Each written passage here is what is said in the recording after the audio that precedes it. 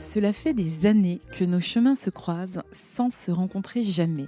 Alors je suis heureuse et reconnaissante d'avoir un magnifique prétexte, celui du podcast, pour la rencontrer. Marie Robert a réussi son pari, rendre la philosophie sexy. C'est d'ailleurs le nom de son projet, Philosophie Sexy, qu'elle traduit sous différentes formes. Romans, essais, podcasts, cours et ses chroniques quotidiennes sur Instagram, lues par près de 200 000 personnes tous les matins. Plus que des followers, c'est une communauté qui se retrouve et qu'elle fédère chaque fois autour de ses textes. Marie a également monté plusieurs écoles Montessori pour les petits, car une de ses passions, c'est la transmission. Je rencontre cette jeune philosophe passionnée un beau jour d'hiver au sein d'une galerie d'art incroyable.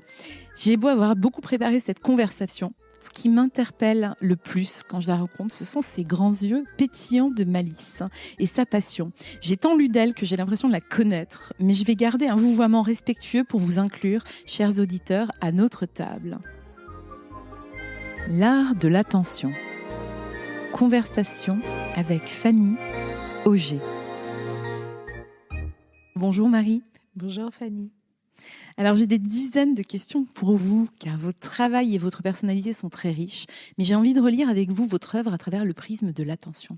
Ce qui me marque le plus dans votre parcours, c'est que vous travaillez sur une matière, une discipline ancestrale qui remonte à la Grèce antique, voire au-delà, que vous avez monté des écoles et vous enseignez la philosophie à des enfants. Donc vous êtes résolument tourné vers le futur, mais que vous êtes résolument ancré dans le présent. Alors Marie, comment on conjugue au présent cet art de l'attention ? C'est une si jolie question. Je dirais que conjuguer l'art de l'attention au présent, c'est ouvrir des espaces de complexité et des espaces de réflexion. C'est ce que j'essaye modestement de faire dans les écoles. Alors bien entendu, la plupart, on respecte le cursus, le programme scolaire, mais peut-être que mon apport, au-delà de la méthodologie Montessori et au-delà du programme de l'éducation nationale, c'est d'essayer, et c'est ce que je fais finalement le fil conducteur de toutes mes activités, c'est d'essayer de distiller des petits espaces de temps non structurés. De petits espaces où il n'y a rien d'autre à faire finalement que de laisser couler, que de laisser infuser, que de laisser... Quand je parle de complexité, c'est pas juste du sophistiqué pour du sophistiqué, c'est juste d'apercevoir tout le sens de la nuance, tourner les pensées, mettre les mains dans le cambouis de l'existence, s'apercevoir que ce qu'on pense être si simple ne l'est pas tout à fait. Donc c'est vraiment ouvrir ces espaces-là. Et c'est finalement l'histoire de la philosophie. L'histoire de la philosophie n'est pas du tout juste une histoire de l'intellect, un peu, un peu poseur et prétentieux. L'histoire de la philosophie et tous ces moments, que ce soit collectifs, comme le pratiquaient les Grecs dans la Grèce antique, où la philosophie se pratiquait particulièrement en commun et pas du tout juste enfermée dans une bibliothèque, ou que ce soit justement le philosophe à sa table, entouré de ses livres, quelle que soit la perspective, et on le voit, moi j'aime beaucoup l'histoire de la pensée parce que sans s'en apercevoir, on en est évidemment les héritiers. Même quand on connaît aucun nom de philosophe, c'est notre héritage. Quelle que soit la manière de faire, le point commun, c'est ça. C'est s'arrêter un instant, en dehors du bruit du monde, et juste laisser la pensée voguer. Et de ce point de vue-là, c'est peut-être pour ça que la philosophie, et c'est pour ça que j'ai été touchée de participer à ce podcast, est précisément un art de l'attention. Un art de prêter attention aux choses, à la manière dont elles nous touchent, à la manière dont elles nous confrontent, parfois, à la manière dont elles nous dérangent, à la manière dont elles nous émeuvent, à la manière dont elles nous questionnent. Tout ça, ce sont des propositions philosophiques, à la manière dont elles nous émerveillent, évidemment. Donc je crois que conjuguer l'art de l'attention au présent, c'est continuer à faire vivre ces espaces dans une société de l'immédiateté, de la consommation, du divertissement, dans une société où moi je suis toujours sidérée d'apercevoir l'emploi du temps des élèves de mes écoles, où chaque seconde est une seconde occupée par des ateliers, des activités dans tous les sens, ça y va, comme s'il fallait remplir. Mon combat, et je pèse mes mots, mais c'est vraiment le terme combat, que ce soit pour les adultes ou que ce soit pour les enfants, c'est de proposer fondamentalement des espaces en dehors, des espaces de pure réflexion et dès lors de pure attention. Et c'est ce que vous faites merveilleusement à travers, effectivement, pour les enfants, dans les écoles Montessori d'ailleurs, qui est une pédagogie qui encourage, je crois, à l'autonomie. Tout à fait. Et pour les adultes, avec ces espaces que vous ouvrez, incroyables, avec une communauté qui est très mobilisée. Tous les matins, vous postez donc vos réflexions matinales. Je crois que c'est 2000 signes. Tout à fait, 2180 signes. Et vous avez une communauté de près de 200 000 personnes aujourd'hui qui vous suivent et qui réagissent et qui conversent entre eux d'ailleurs. C'est extraordinaire à observer. Moi, j'ai lancé ce compte Instagram sans aucun projet éditorial. À l'origine, c'était vraiment justement répondre à une problématique qui pour moi était personnelle, de tous les matins me connecter à ma pensée. Certaines personnes font de la méditation dans leur salon. Pour moi, c'était vraiment me connecter à ma pensée et écrire de manière extrêmement modeste un petit texte, en plus dans un média d'image, donc il y avait quand même un pied de nez. Dans un média d'image où on conseille de poster des piscines bleues pour satisfaire l'algorithme, moi j'ai décidé de mettre des photos en noir et blanc et des textes très longs, où il faut un peu de concentration, un peu d'attention. Pour pouvoir, un peu d'attention, parce que pour lire 2180 signes le matin, c'est le cas. Et ce qu'il y a d'extrêmement intéressant à observer, et j'ai une gratitude, et encore une fois, je pèse mes mots infinis pour plus que ce phénomène, mais pour ce qu'il arrive en fait quand on met en commun les choses. Je dépose cette hypothèse de 2180 signes, une réflexion qui m'a traversée, une scène que j'ai vécue, un article que j'ai lu, ça part toujours effectivement de quelque chose de l'ordre de l'intime. Je le dépose là sans d'autre prétention que de le déposer pour le soumettre à ce qu'il y a d'universel en nous. Et chaque matin, je suis saisie, émerveillée par la puissance des commentaires, la pertinence, les échanges. Les gens s'échangent des bibliographies, se soutiennent, deviennent amis. Je suis tombe amoureux. Alors ça, c'est mon plus grand triomphe. J'étais il y a quelque temps pour une dédicace et un jeune homme arrive avec sa compagne et me dit voilà, on s'est rencontrés dans vos commentaires. Évidemment, j'ai pleuré. C'est magnifique, mais c'est magnifique de se dire voilà, ces espaces sont possibles. C'était un parti pris, et encore une fois qui n'était pas voulu, qui n'était pas une démarche construite, pensée. C'était juste de dire ok, on peut ouvrir un espace de ce type et voir ce qu'il devient, ce qu'il permet, et ce qui n'a rien à voir avec moi, parce que je le dis avec toute l'humilité qu'il faut, mais vraiment, il appartient aux autres. Moi, j'ai la sensation d'une œuvre collective. C'est mon compte Instagram, mais finalement, c'est une œuvre collective. C'est bouleversant. Et c'est vrai que le projet n'est pas éponyme, il s'appelle pas Marie Robert, il s'appelle Philosophie Sexy. Donc j'aime beaucoup cette idée d'intelligence collective. Et je rebondirai aussi quand j'ai commencé à travailler sur ce sujet de l'attention, ça fait 1 an que je lis énormément de livres. Et souvent, les livres, ou les ouvrages, les articles, les recherches que je trouve dénoncent les dérives, notamment à cause de Internet et des médias sociaux, et proposent peu de solutions. C'est pour ça aussi que j'ai voulu lancer ce podcast pour explorer avec des experts de l'attention quelques pistes, quelques idées, quelques solutions. Mais vous, c'est un peu ce que vous proposez finalement aussi, parce que je trouve qu'il y a une vraie liberté, Marie. On dénonce beaucoup la dérive des réseaux sociaux où les jeunes ont une mémoire de poisson rouge, une attention qui est vraiment très très limitée à 8 ou 9 secondes. Il y a de très bons ouvrages qui sont sortis, notamment de Bruno Patino sur la civilisation du poisson rouge. Mais vous avez pris le contre-pied et finalement, effectivement, en ne mettant pas de selfie ou de piscine bleue et avec un très long texte, vous avez réussi à capter l'attention et à hacker quelque sorte. Ça fait quoi d'être une hackeuse d'Instagram, Marie ? J'adore. Je vais le rajouter dans ma bio. Non, justement, je trouve qu'il y a toujours la réflexion, et moi je me la suis posée d'un point de vue pédagogique et d'un point de vue évidemment pour les écoles dans la transmission, de dire qu'allons-nous faire de ces outils ? Et encore une fois, la question, elle est de se dire ce sont des outils. Et ne jamais oublier que nous en sommes acteurs et utilisateurs. Donc mon parti pris était de dire quand même qu'il y a quelque chose à conquérir, en fait, qui peut être tout à fait merveilleux, précisément parce que qu'est-ce qu'on décide d'en faire, qu'est-ce qu'on décide de regarder, qu'est-ce qu'on décide de voir, qu'est-ce qu'on décide de lire.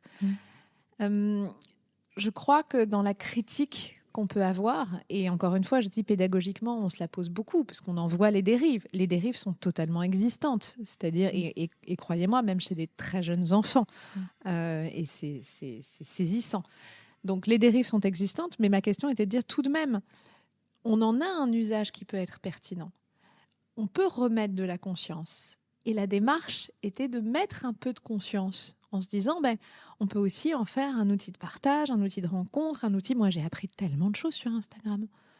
J'ai rencontré des individus, j'ai appris des choses, j'ai eu des recommandations de lecture, des recommandations de podcasts, j'ai découvert des lieux. J'ai eu des réflexions que j'aurais pas eues. Je me suis sensibilisée sur des problématiques même de géopolitique passionnantes. Donc, encore une fois, comment on met de la conscience ? Et quand on parle de l'art de l'attention, évidemment, on parle de l'art de la présence et de l'art de la conscience. Donc, il y avait aussi cette perspective de prendre à bras le corps, de ne pas subir. Et ce que je souhaite, encore une fois modestement, c'est de dire à ces jeunes générations, mais emparez-vous de cet outil. Ne soyez pas juste en train de faire défiler un fil en étant complètement happé, l'œil hagard, le cerveau sur off, mais au contraire. Et je sais aussi, et encore une fois, je me méfie des caricatures, qu'il y a plein de jeunes gens qui font des projets photographiques, éditoriaux fantastiques, créatifs, incroyables. Mais voilà, c'est toujours rappeler, faire appel à cette conscience. Mais merci du rappel, et je trouve que cette liberté, vous l'avez prise à bras le corps, vous l'avez bien exercée. Il y a beaucoup de liberté finalement dans votre parcours aussi, Marie, je trouve.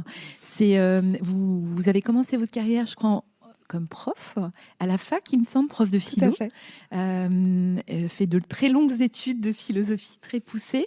Et puis finalement, vous êtes toujours prof évidemment aujourd'hui, mais vous avez bifurqué et vous êtes aujourd'hui prof, entrepreneur, créatrice d'école, où il y a plusieurs branches en région parisienne et à Marseille.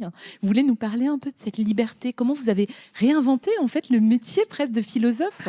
Mais vous savez, c'est amusant parce qu'en vous écoutant, je me dis, mais en fait, c'est justement, mon parcours est un reflet de cet art de l'attention, mais de l'attention à soi, à ses désirs, à ses envies, à sa cohérence. J'étais effectivement prof à la fac avec le prestige, la chance que ça représente, avec l'intérêt intellectuel que je mesure, bien entendu, et que je mesurais déjà à l'époque, et puis cette envie de transmission qui ne m'a jamais quittée. Mais il y a toujours ce moment où, tiens, être attentif au fait qu'on n'est plus à la juste place. Alors, plus à la juste place pour soi, pas du tout une critique du poste, de la posture, encore moins de l'enseignement, ni de l'université.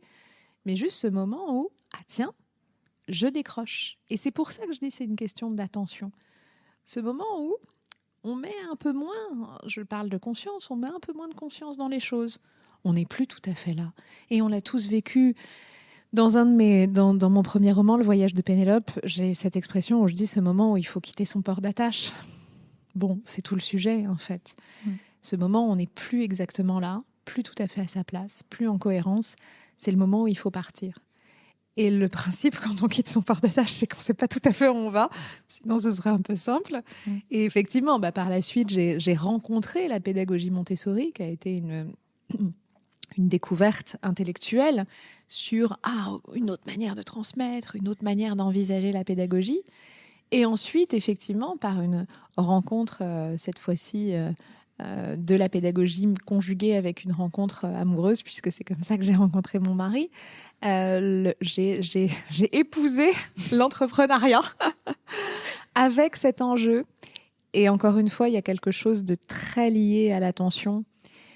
L'entrepreneuriat, quel que soit ce qu'on lance, que ce soit, alors en l'occurrence, effectivement, l'entrepreneuriat dans le monde éducatif est particulièrement singulier, et la responsabilité d'avoir des enfants et des générations à venir fait que la dimension est un peu particulière. Mais au demeurant, que ce soit entreprendre pour faire un podcast, une grosse entreprise, un tout petit projet, que ce soit, peu importe, se mettre en action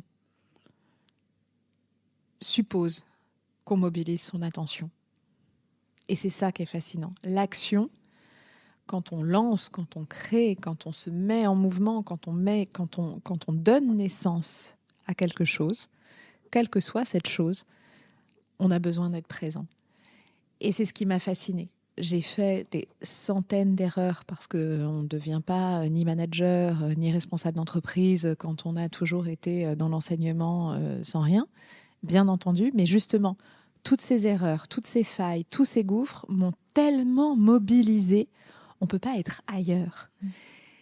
Et je crois que dans ce parcours, et puis par la suite, tout l'autre volet, c'est-à-dire l'écriture, les podcasts, le désir de transmettre, d'autres formes de construction.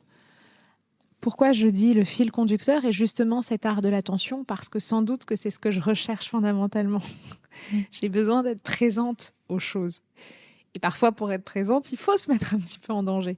En tout cas, être dans cette zone où il y a de la vivacité, il y a quelque chose qui compte, il y a de l'enjeu, c'est pas une question uniquement de risque, mais c'est une question de... C'est comme quand on marche dans le brouillard. Quand on marche dans le brouillard, j'ai une immense fascination pour le brouillard. Il faut être attentif à ce qui est tout près de soi.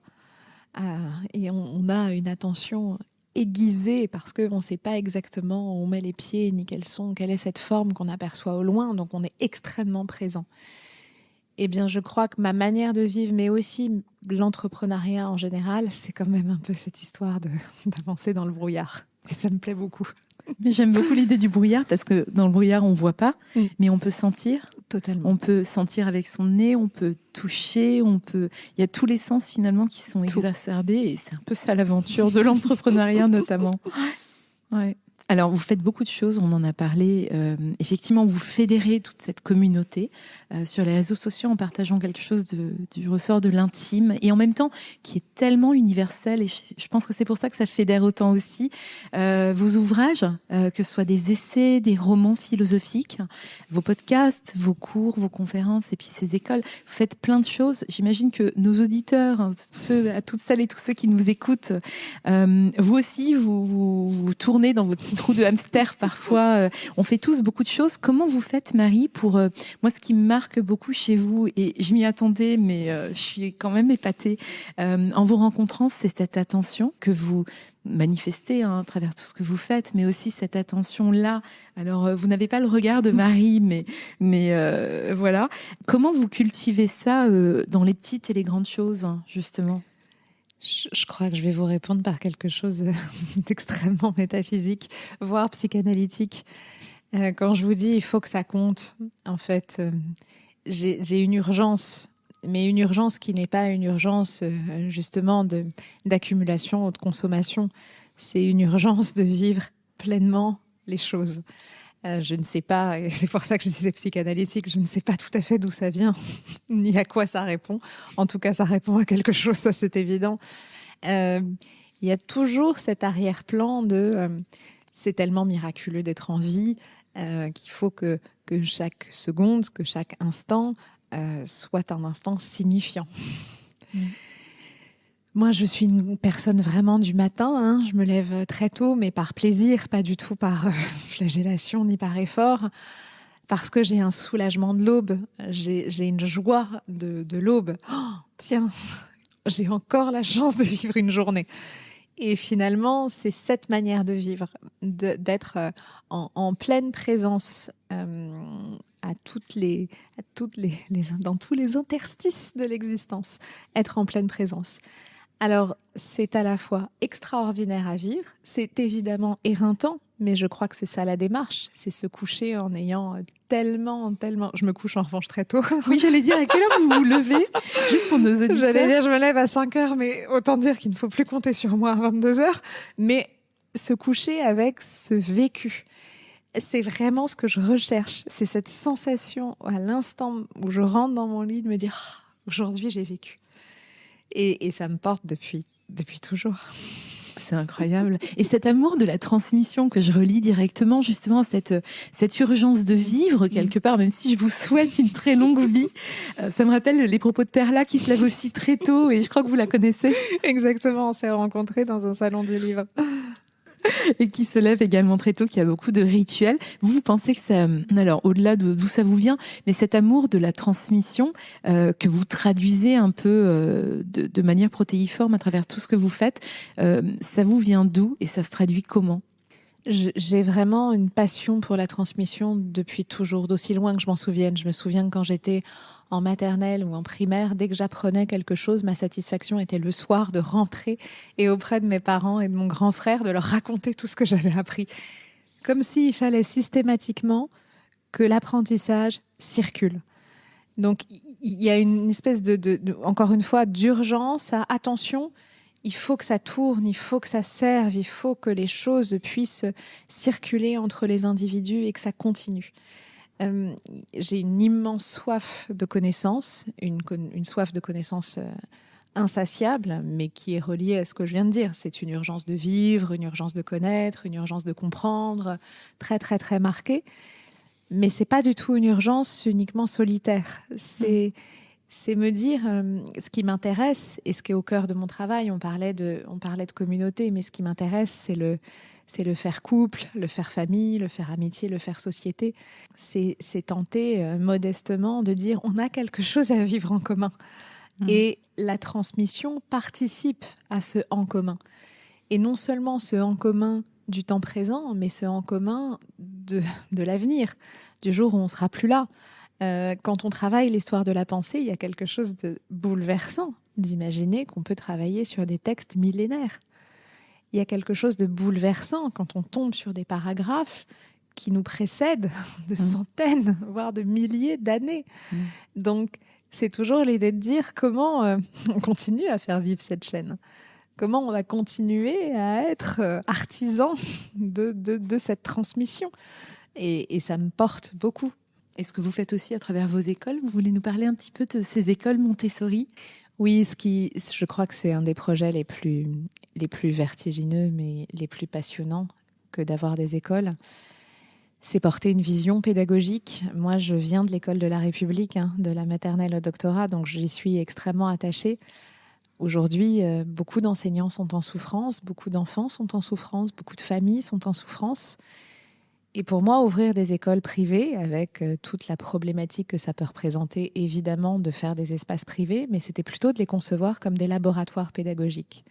De dire voilà ce qu'on peut faire et comment on peut, une fois que ça fonctionne, le mettre en place pour le plus grand nombre. Comment on peut s'en inspirer, comment on peut accueillir des professeurs, leur donner des idées pour leur classe, etc. Et encore une fois, s'inscrire dans une chaîne de transmission. Ce qui m'intéresse dans la pédagogie Montessori, mais on se limite, on va bien au-delà, parce qu'on a vraiment aujourd'hui, au bout de 9 ans, je dirais, inventé notre perception, c'est le passage d'abord par le concret. Nous parlions d'attention. Quand un enfant manipule pour apprendre une notion, quand il utilise ses mains, quand il prend des perles pour faire des mathématiques, quand il apprend la grammaire avec des symboles qu'il peut toucher, quand dans les toutes petites classes, en 3-6 ans, il fait des exercices où sa main va être mobilisée. C'est extraordinaire de voir la concentration dont il est capable. On l'évoquait, l'attention est le nerf de la guerre aujourd'hui, vraiment. C'est-à-dire pour les générations à venir, pour qu'ils puissent relever les défis que le monde va leur tendre, pour qu'ils puissent être capables de comprendre la complexité des enjeux, que ce soit écologique, que ce soit géopolitique, que ce soit financier. Ils auront besoin de cultiver leur attention, fondamentalement. Eh bien, je trouve ça remarquable de voir dans les plus jeunes classes, chez des tout petits enfants, quand ils sont en train de manipuler du matériel, dans leur bulle, en respectant leur temporalité, de voir le temps d'attention dont ils sont capables. Donc ce travail de la main, cette présence, cette connexion main-esprit est saisissante à apercevoir. Donc il y avait vraiment cet aspect-là qui, moi, m'a beaucoup touchée dans la pédagogie Montessori. L'aspect aussi de temps individuel, c'est-à-dire que les enfants, on n'a pas tous la même temporalité. Et on l'aura jamais, on le constate en étant adulte. Le problème souvent d'un système classique, c'est qu'un exercice, on nous demande de le faire en 8 minutes. Si on l'a fait plus vite, on a 2 minutes pour s'ennuyer. Si on l'a fait beaucoup plus longtemps, on a corrigé avant qu'on ait fini. Avoir la possibilité de proposer quelque chose vraiment avec un parcours individualisé, bien sûr des temps collectifs, mais individualiser les apprentissages, ça permet de respecter la temporalité de chacun. Et en dernier lieu, c'est cette idée d'autonomie. Moi, je trouve ça remarquable de dire aux enfants, mais tu apprends pour toi. Et pas pour faire plaisir, pas pour t'inscrire dans une chaîne de réussite ou dans une chaîne de ce qu'on attend de toi, mais d'apprendre pour avoir la liberté de découvrir le monde, de suivre ses intérêts, d'aller investiguer, d'aller explorer. Donc ça, c'est vrai que ce sont 3 piliers dans la pédagogie que j'ai trouvé remarquables. Nous, on a aussi ajouté l'aspect du bilinguisme, mais plus que le bilinguisme, c'est le multiculturalisme, c'est de dire, et ça aussi c'est un art de l'attention à l'autre, de dire, tiens, il y a d'autres manières de faire. Tiens, on fonctionne différemment dans différents lieux, dans différents espaces du monde. Et il n'y a pas d'hiérarchie à avoir, il y a juste une compréhension de ce monde-là. Et puis aussi, cultiver, on a évidemment ajouté de la philosophie, mais parce que ça me tenait à cœur, dès 5-6 ans, pour leur apprendre, quand je disais ouvrir des espaces de complexité, pour leur apprendre que tout n'est pas résolution. Tout n'est pas aller d'un point A à un point B. Parfois, il n'y a pas de... On reste juste dans une exploration et pas dans une quête. C'est pas qu'une question de relativisme, c'est de dire, tiens, une pensée que je trouvais très simple, en fait, elle ne l'est pas. Et les enfants ont un âge très métaphysique aux alentours de 5-6 ans, où ils ont ce questionnement des origines, ce questionnement de comment fonctionne le monde, et leur pourquoi. Et leur permettre d'avoir des lieux du pourquoi, là aussi, c'est respecter leur attention. Parce que bien souvent, on dit les enfants perdent de l'attention, les adolescents également.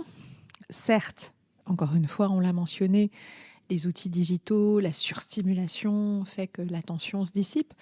Mais c'est aussi de quelle manière on s'accroche à ce qu'on appelle en Montessori, mais ce qui peut aller bien au-delà, les périodes sensibles. On voit toujours, quand on observe les enfants, il y a des moments dans leur vie, ils vont avoir un grand centre d'intérêt. Alors, je ne sais pas, ils vont être tout d'un coup passionnés par les dinosaures. J'allais dire, les dinosaures. L'exemple des dinosaures et la mythologie grecque. La mythologie grecque. Mais parfois, plus jeune, il y a aussi, par exemple, les lettres. On voit chez les jeunes enfants, vers 3-4 ans, cette envie de lire sur les devantures, de lire tout ce qui traîne, de lire des prospectus.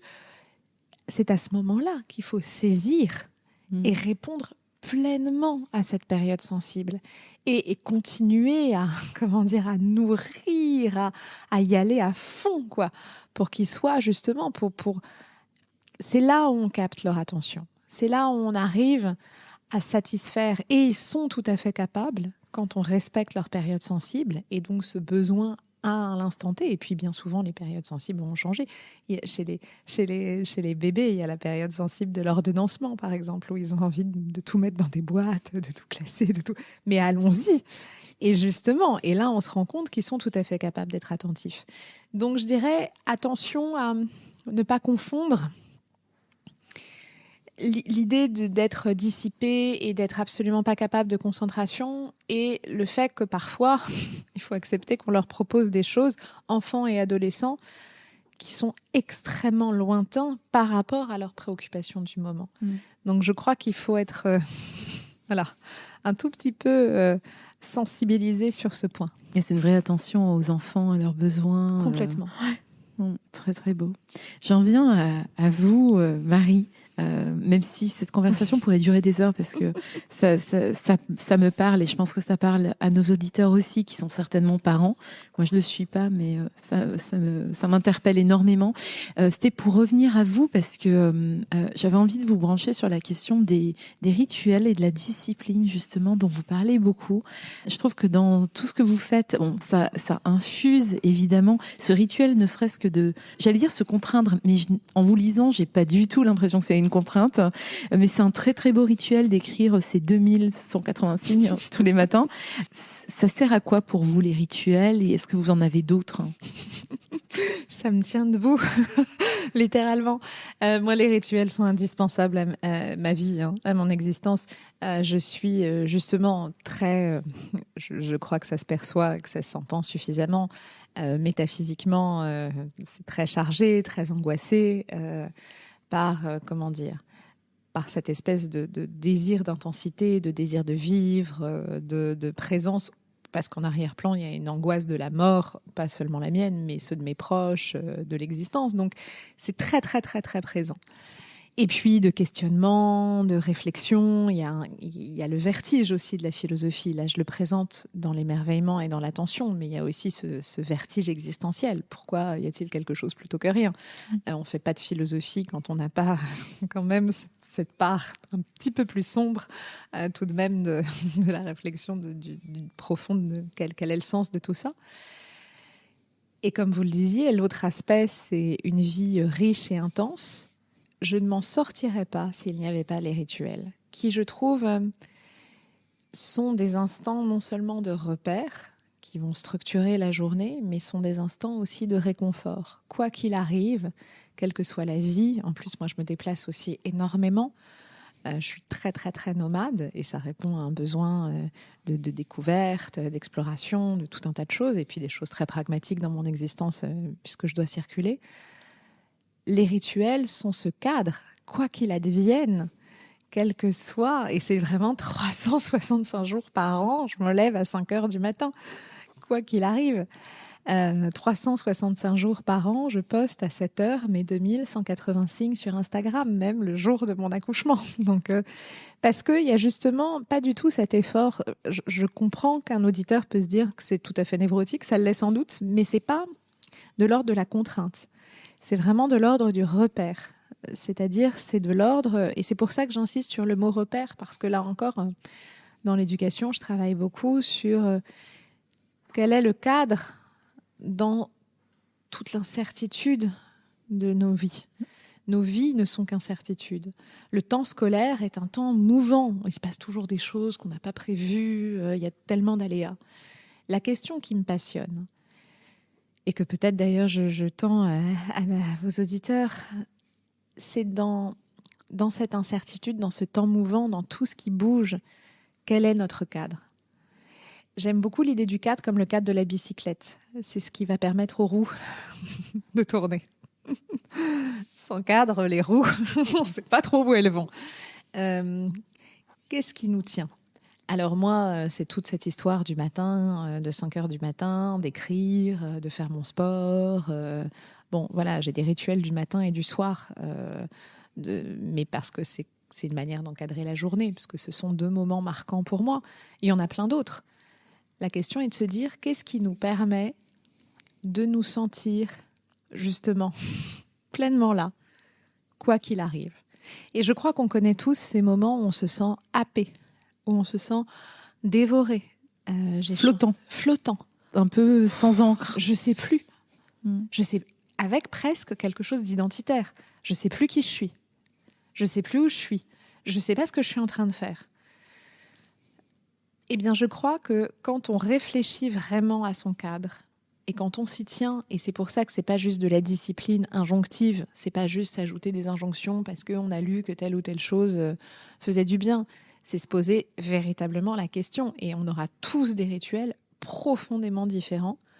Quand on s'y tient et qu'on les respecte, on a toujours nos 2 pieds dans le sol, quoi qu'il advienne. Ça ne veut pas dire qu'on n'a pas des montagnes russes, mais en tout cas, ça veut dire que quelque chose... C'est pour ça que je vous répondais de but en blanc, nous tient debout, au sens propre, les 2 pieds dans le sol. J'aime beaucoup parce que vous utilisez énormément d'images, Marie, et je trouve que ça pose vraiment les choses. Alors moi, le cadre, vous avez dit cadre de bicyclette, j'adore. Hein. J'ai ri parce qu'on est dans une galerie d'art et autour de nous, il y a des cadres anciens, plus récents, et qui permettent aussi de tenir la beauté quelque part. Hein. Et j'aime beaucoup ça. Et ensuite, ce côté cadre rituel, ça ancre. Et vous utilisez beaucoup de métaphores sur la navigation, le voyage. D'ailleurs, l'un de vos ouvrages s'appelle Le voyage de Pénélope, il me semble. Tout à fait. Que j'ai lu, qui est sorti il y a 2 ans, oui. Je crois, et qui est un très beau récit, d'ailleurs, que je vous recommande, chers auditeurs. Mais ce voyage-là, il est important. Vous disiez, vous êtes vous-même souvent en mouvement. C'est quoi pour vous le voyage aussi ? Comment rester présent dans un voyage qui nous amène parfois très loin du port d'attache ? Je crois que c'était Césarée Pavese qui disait, pour voyager vite et loin, il faut voyager léger, larguer les amarres, laissez derrière vous les envies, les jalousies. Allez-y, voyagez léger. J'adore cette magnifique citation. Je la connaissais pas. Je la retrouverai précisément, ouais, et je vous la donnerai, Marie. Mais ça vous évoque quoi, vous, le voyage ? C'est une obsession. toute forme de voyage, d'ailleurs. Parce que j'insiste sur cette idée que le voyage n'est pas seulement et tout sauf uniquement un déplacement. C'est certainement pas du tourisme. C'est Claude Lévi-Strauss qui dit « Je hais les voyageurs ». Pour justement cette espèce de consommation d'un lieu. C'est pas du tout ça. Le voyage, il peut être intérieur. Le voyage et l'exploration. Le voyage... Alors pour moi, c'est une obsession parce que justement, exactement comme le brouillard, le voyage nous rend attentifs. Quand on est dans un ailleurs, quel qu'il soit, parce que l'ailleurs de l'autre, c'est-à-dire c'est un voyage, certaines relations, certaines rencontres, certains liens sont un voyage en tant que tel entre deux individus, un voyage dans l'altérité, que ce soit le voyage de la connaissance. Parfois, on découvre certains textes en étant vraiment complètement hagard, ailleurs. On ne connaît pas, on ne comprend pas la langue, on ne comprend pas la structure, on ne comprend pas la teneur même. Que ce soit, évidemment, le voyage au sens propre, c'est-à-dire le voyage dans un lieu qu'on découvre, ça demande une attention tellement aiguisée. Ça demande d'être complètement là pour essayer de saisir en fait ce qu'il est en train de se passer. Donc moi j'ai un amour absolu du voyage, et puis sans doute parce que justement toute cette histoire de cadre qu'on mentionnait me permet de continuer à avoir ce double rapport, ce va-et-vient entre mon ancrage et l'ivresse de la découverte. Très beau, merci. J'ai encore plein de questions pour vous, mais je vais terminer avec 2-3 petites questions, Marie. La première, on a beaucoup parlé d'apprentissage, notamment par les enfants. Moi, j'avais envie de vous demander, et c'est un sujet qui me passionne, mais qui a l'air de vous passionner aussi, c'est comment est-ce qu'on fait pour cultiver cette faculté d'apprendre tout au long de sa vie ? Je crois qu'il faut accepter de garder des espaces d'apprentissage. Et je vais revenir à cette histoire de temps non structuré. C'est-à-dire se rappeler, souvent dans notre vie d'adulte, quand on quitte l'apprentissage classique, des études, souvent dans notre vie d'adulte, les journées se composent avec du travail, un peu de divertissement, un peu de famille, etc. Et en fait, on s'octroie très peu de temps non structuré. Ce temps non structuré, il est fondamental parce que c'est le temps de l'apprentissage, c'est le temps de l'émerveillement, c'est le temps de la réflexion. Mais peut-être que dans ce temps non structuré, on va saisir un livre, lire un paragraphe, peut-être qu'on va regarder un tableau, peut-être qu'on va simplement lever les yeux vers le ciel et avoir une question. Je rappelle quand même tout de même que l'histoire même de la philosophie, ce sont des individus qui ont levé les yeux vers le ciel et qui ont posé un pourquoi sur les astres. Il ne se passe pas grand-chose quand on est toujours dans le remplissage. Donc je crois que pour conserver cet apprentissage tout au long de la vie, c'est conserver des espaces qui le permettent. Et ce que nous permet l'école et les études, c'est juste avoir. Ça ne veut pas dire que c'est tout le temps fascinant et que dans les 8 heures par jour, ce soit passionnant. Toujours est-il que c'est fou d'avoir 8 heures par jour consacrées à l'apprentissage quand on y pense. Si on pouvait en mettre juste une par semaine de vie adulte, ce serait déjà extraordinaire. Ce que je dis souvent à mes étudiants, vous vous rendez pas compte de la chance que vous avez, vous êtes payés pour être là presque. C'est merveilleux. Mais profitez-en. J'adore l'idée de se mettre comme rituel dans l'agenda un temps non structuré pour prendre un livre, aller voir une expo. Mais souvent, c'est ce qui nous manque. Et en même temps, il y a une fameuse loi de Pareto qui dit les 80-20, c'est dans les 20% comme ça, latents, qui se passent des choses qui sont vraiment importantes ensuite. Donc... Ouais, j'aime beaucoup. J'avais une autre question sur l'amour, parce que en vous rencontrant, alors c'est flagrant, mais aussi je sens que l'amour, c'est une force qui vous motive, qui vous bouge et qui motive beaucoup de choses que vous faites aussi, qui infuse. Ça a une place centrale dans votre vie. C'est peut-être la réponse la plus courte que je vais vous faire, tellement c'est une évidence. C'est le socle de tout. Fondamentalement, c'est le socle de tout. Qu'on parle d'apprentissage, qu'on parle de transmission, qu'on parle de voyage, qu'on parle d'attention. Ce ne sont que des déclinaisons, qu'on parle de famille, qu'on parle de faire couple, de faire société, de faire amitié. Ce ne sont que des déclinaisons de l'amour. Pour moi, ce sera à tout jamais, et je fais cette promesse au futur. Le moteur premier, il y a rien d'autre, parce qu'au fond, rien d'autre ne compte. À part cette puissance de l'amour qui nous est donné et que nous portons tous en nous et qu'il nous appartient justement de raviver à tous les moments de notre vie. Et encore une fois, l'amour n'est pas uniquement ni l'amour amoureux, ni l'amour familial, ni il se cache dans tellement de choses qui nous entourent. J'avais enfin 2-3 petites questions, mais c'était si vous n'aviez pas été philosophe ou prof de philo ou dans la philosophie, qu'est-ce que vous auriez fait, vous Architecte. C'est vrai ? Ah ouais. Mais au fond, quelque part, c'est l'idée de bâtir. C'est l'idée de bâtir, que les choses que les choses perdurent et d'accueillir, d'héberger, de prendre soin des gens à travers des espaces. Je crois que j'ai répété l'occurrence du mot espace, ouvrir des espaces. Donc architecte sans doute. Est-ce que vous, Marie, vous avez une petite philosophie de vie au quotidien ou un mantra qui vous mène ? Oui, il y a une citation de Paul Valéry qui me porte quotidiennement, voire plusieurs fois par jour. Le vent se lève, il faut tenter de vivre. C'est une très belle manière de terminer cet épisode. Mais j'avais quand même 2 questions. Le premier, c'est sur le grand art des petites attentions. Alors, on enregistre cet épisode un peu avant Noël. Il sera diffusé l'année prochaine. Et puis, évidemment, nos auditeurs l'écouteront quand ils le veulent dans l'année. Mais j'aime bien poser cette question de c'est quoi pour vous ce grand art des petites attentions ? Comment vous le cultivez ? C'est la connaissance de l'autre. C'est le respect de l'altérité. Je trouve que ce qu'on appelle l'attention portée à l'autre, c'est la délicatesse qui nous permet d'avoir la juste attitude, le juste présent, ce moment où on va lui faire comprendre qu'on a peut-être modestement, encore une fois, saisi qui il était. Et ça peut se traduire par plein de formes possibles, que ce soit un mot, que ce soit un geste, que ce soit un présent, peu importe. Mais je trouve que, et c'est peut-être le sens même du cadeau, ou c'est peut-être le sens même des fêtes de fin d'année, c'est pas tellement avoir la possibilité de marquer ça, de marquer, qui est encore une fois une marque d'amour, de marquer des mots d'amour matérialisés, ou pas d'ailleurs, mais ils peuvent être immatériels, mais tiens, j'ai vu qui tu étais. Merci beaucoup, Marie. Merci, Fanny. J'espère que cette conversation vous a touché. Il est toujours difficile d'éditer et d'encapsuler en un temps raisonnable une conversation qui aurait pu durer des heures. Toutes les notes et les ressources bibliographiques sont disponibles sur mon site internet. Si vous voulez découvrir les prochains épisodes ou poursuivre la conversation, m'écrire, je réponds toujours, n'hésitez pas à vous abonner au podcast qui est disponible sur toutes les plateformes ou à ma newsletter mensuelle. Merci pour votre présence et au plaisir de nos prochaines conversations.